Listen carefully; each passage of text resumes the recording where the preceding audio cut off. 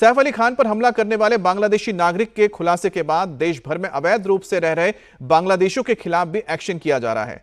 दिल्ली में भी कल आधी रात को ऐसे ही अवैध प्रवासियों को पकड़ने के लिए अभियान चलाया गया। आधी रात को सुरक्षा बलों के जवान फुल एक्शन में हैं।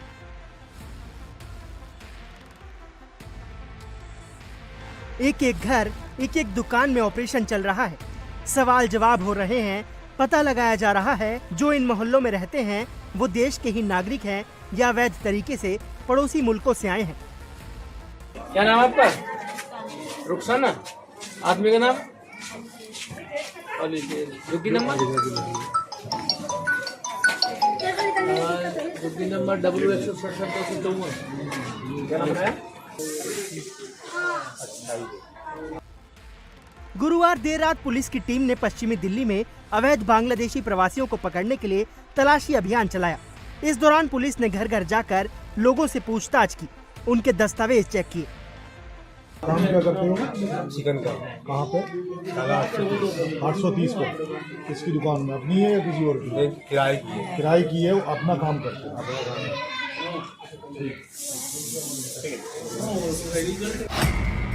दिल्ली में अवैध बांग्लादेशियों के खिलाफ ये अभियान उपराज्यपाल वीके सक्सेना के निर्देश के बाद शुरू हुआ।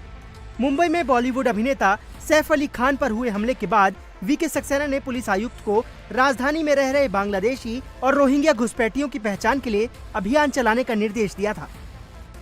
पुलिस ने अभियान गुरुवार देर रात चलाया। इसके बारे में पश्चिमी दिल्ली के डीसीपी विचित्र वीर ने बताया कि दिन के समय अक्सर लोग काम पर चले जाते हैं, लेकिन रात में सभी घर पर होते हैं, जिससे सत्यापन में आसानी होती है। कि दिन के समय जब चेक करने के लिए जाते हैं तो परिवार के कई सारे सदस्य हैं जिनका ये बता दिया जाता है कि वो अभी काम पे गए हुए हैं या अभी कहीं बाहर हैं और शाम तक वापस आएंगे।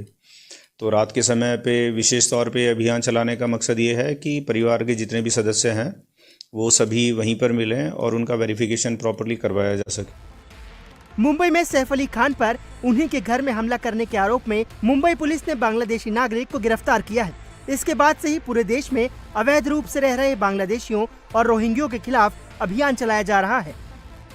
हजारों में हमने हाउस होल्ड्स अभी तक वेरीफाई किए हैं और एक तरह से सैकड़ों में संदिग्ध हमें मिले जिनके जहाँ के भी वो बेसिकली रहने वाले थे, जहाँ के आधार कार्ड या डॉक्यूमेंट्स उन्होंने बताया, वहाँ पर टीम्स हमने डिस्पैच करके उनको वेरीफाई करवाया है। अब तक 10 बांग्लादेशी हैं जिनके डिपोर्टेशन का प्रोसेस वेस्ट दिल्ली से हमने शुरू कर दिया है। इस अभियान के तहत पुलिस का फोकस दिल्ली के उन झुग्गी बस्ती वाले इलाकों में है जहां बड़ी संख्या में अवैध प्रवासियों के छिपे रहने की आशंका है।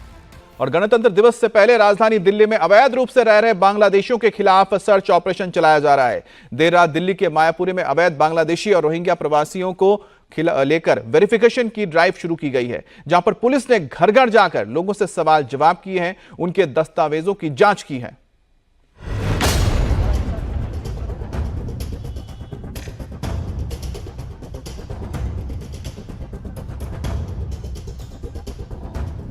एक एक घर में घुसकर पूछताछ हो रही है।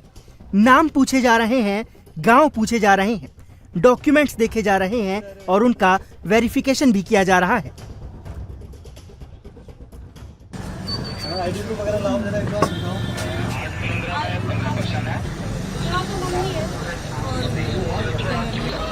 कितने टाइम से रह रहे हैं?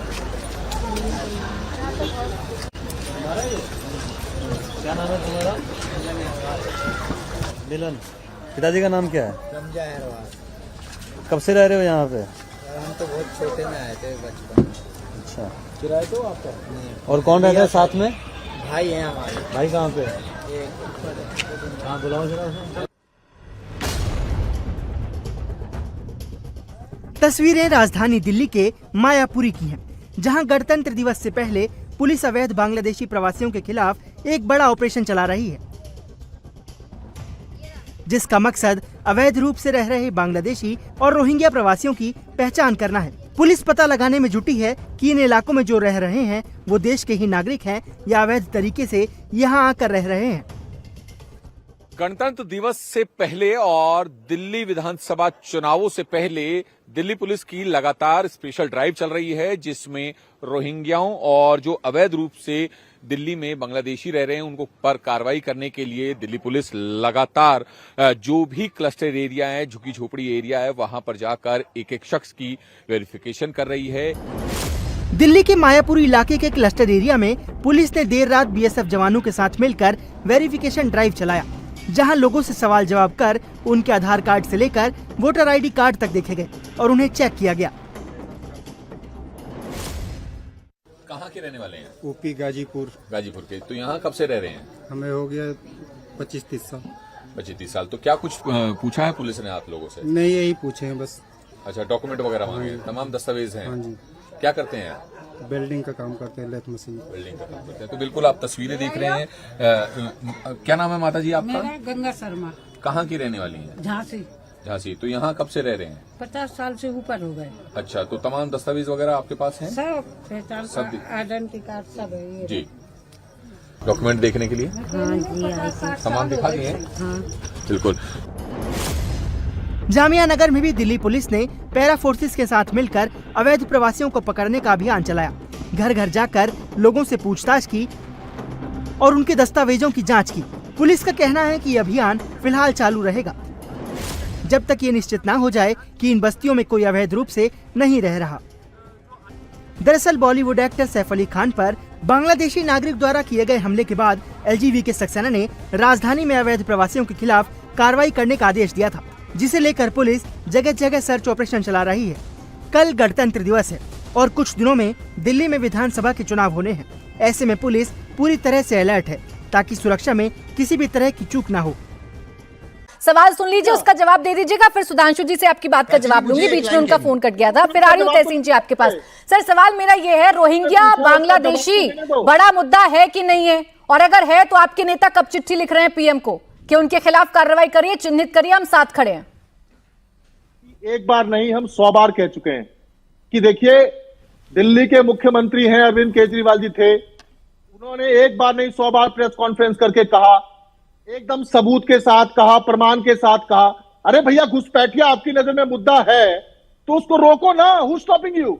हर चुनाव में घुसपैठिया करते हो, झारखंड में घुसपैठिया करते हो, महाराष्ट्र में अगर कोई एंगल है, आपको लगता है घुसपैठियों ने कुछ किया है, तो डबल इंजन की सरकार कर क्या रही है? ठीक है, जवाब दीजिए सुधांशु त्रिवेदी जी इस बात पे। मेरे सवाल का जवाब लेकिन ऋतुराज जी अभी तक नहीं आया कि कब लिख रहे हैं केजरीवाल जी एक चिट्ठी, रोज चिट्ठी लिखते हैं ना आप। सुधांशु त्रिवेदी जी, जिम्मेदारी तो आपकी होगी ना, महाराष्ट्र में भी अगर रोहिंग्या हैं तो जिम्मेदारी तो डबल इंजन सरकार की होगी ना।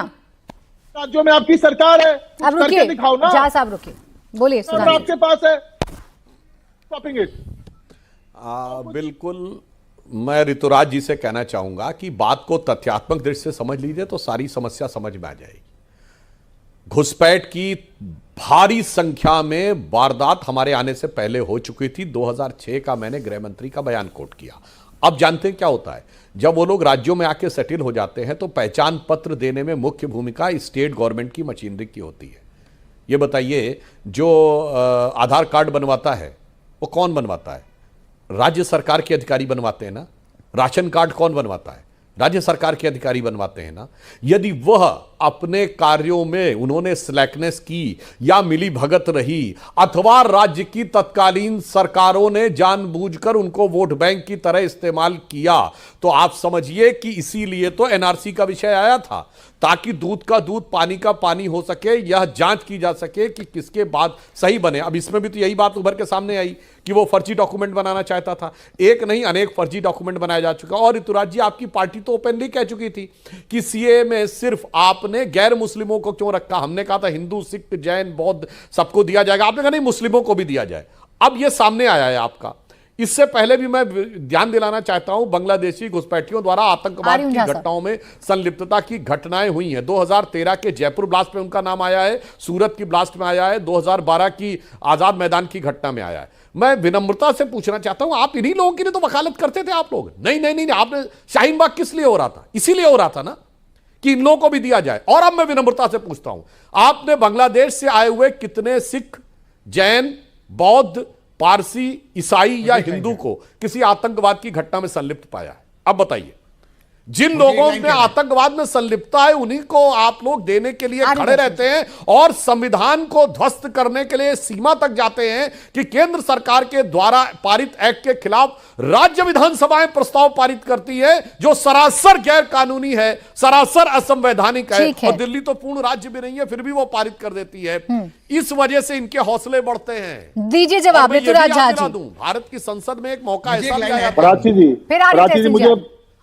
मुझे आप 1 मिनट बोलने दीजिए। हाँ बोले ना, बोले सवाल का जवाब दे दें जो सुधांशु जी ने पूछा। प्राची जी, भाजपा की 20 राज्यों में सरकार है, दूसरी तरफ दिल्ली में भी अर्ध राज्य है, इन्होंने खुद कहा, ठीक है। यहां पर मैं लेफ्टिनेंट गवर्नर के जरिए सारा पावर तो कब्जाए हुए हैं और रही बात लॉ एंड ऑर्डर भी इनके पास है और जिन अधिकारियों की बात करते हैं उन अधिकारियों का निरंतर भी इन्हीं के लेफ्टिनेंट गवर्नर के पास है।